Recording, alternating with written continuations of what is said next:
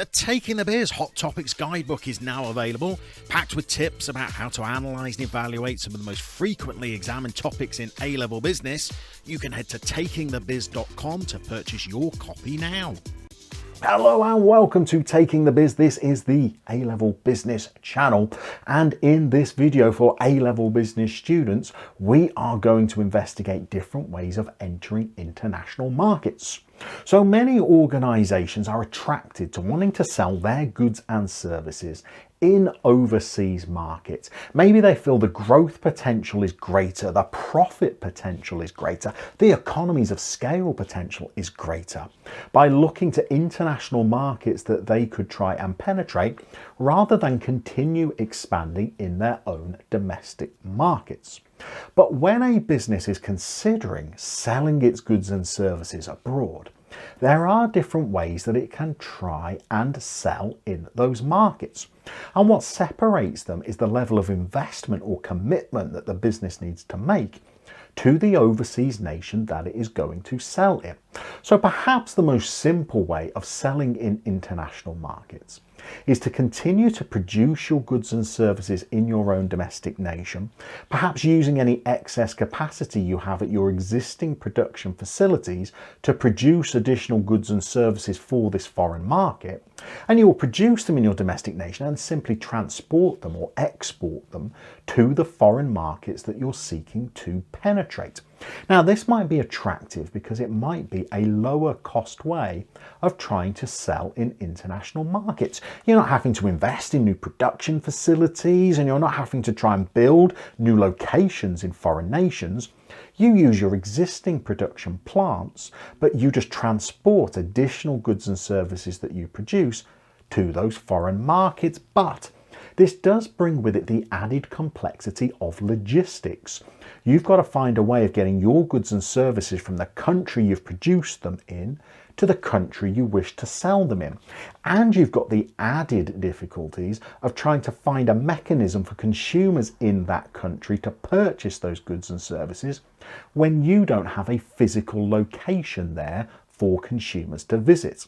So to try and get around some of these logistical problems, some businesses might be attracted to another method of entering international markets known as licensing. So licensing involves selling the permission to produce your good or service to another organization that's already active in that overseas market. So they will produce those goods and services for you, but they will pay you for the privilege so that you don't achieve the full sales price for goods and services that you're selling in that country, but you do benefit from the additional custom from the consumers that are in this nation.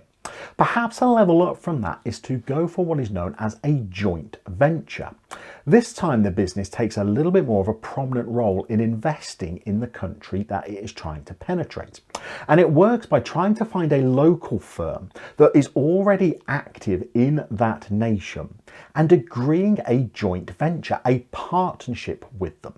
Now, these businesses don't merge together, they don't become part of the same ownership group. It's simply a mutually beneficial partnership where the domestic firm will help the firm that's trying to penetrate that market with things like marketing or human resources or accountancy or legal advice. And in return, the business that's moving to that market will share the profits that they make in that market with the domestic firm that they have signed a joint venture with. But another method is what's known as forming a strategic alliance. This time we might have a group of businesses that might all want to try and penetrate the same nation together. And they might want to all try and move their businesses, goods and services into the same economy. They might all be from different markets, but they've all selected a country that they would like to go and try and sell in. And a strategic alliance is where those companies band together to share some of the resources that they might need in order to sell in that nation. So this could be sharing physical resources, such as sharing office space or warehouse and distribution space in that nation. So you might have a car firm, an electronics firm, and a confectionery business all sharing facilities in an agreed market that they are going to try and target, spreading some of the cost and spreading some of the risk of being active in that nation. But it can also be sharing human resources as well. They might share accountancy, or they might share legal firms and the legal costs of operating in that nation. They might even share intellectual property costs from trying to compete in that nation. And all the firms in the strategic alliance will share the cost of the resources that they need in order to try and penetrate that market.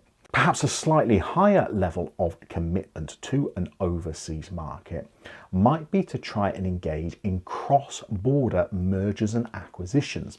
This time, a business might try and penetrate an overseas economy by actually merging with or even taking over a company from that nation.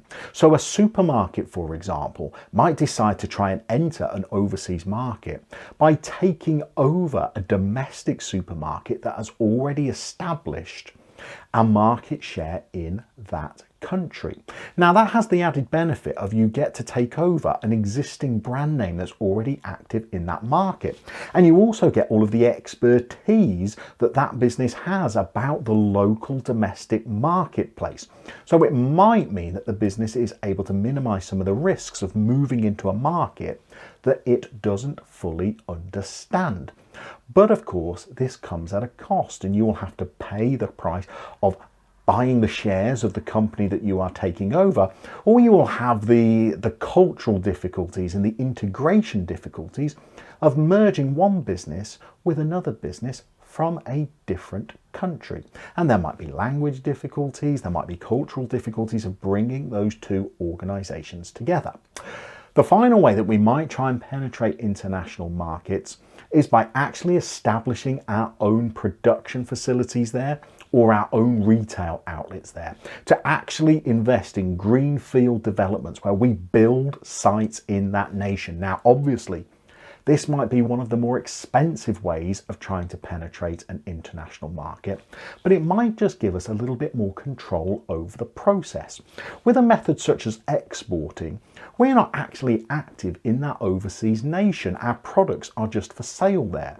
But we don't have very much control over issues such as the marketing of those products once they arrive in that international market.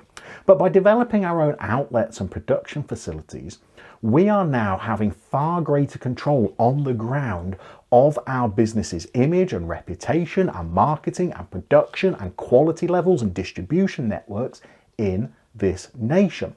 So if a business is looking for greater control over their entrance into an international market, this might just be an attractive proposition. So there's the topic of how we might enter international markets. We've got some of the different methods that businesses might use. Hopefully that video supports you. We'll see you very soon. And as always, keep on taking the biz.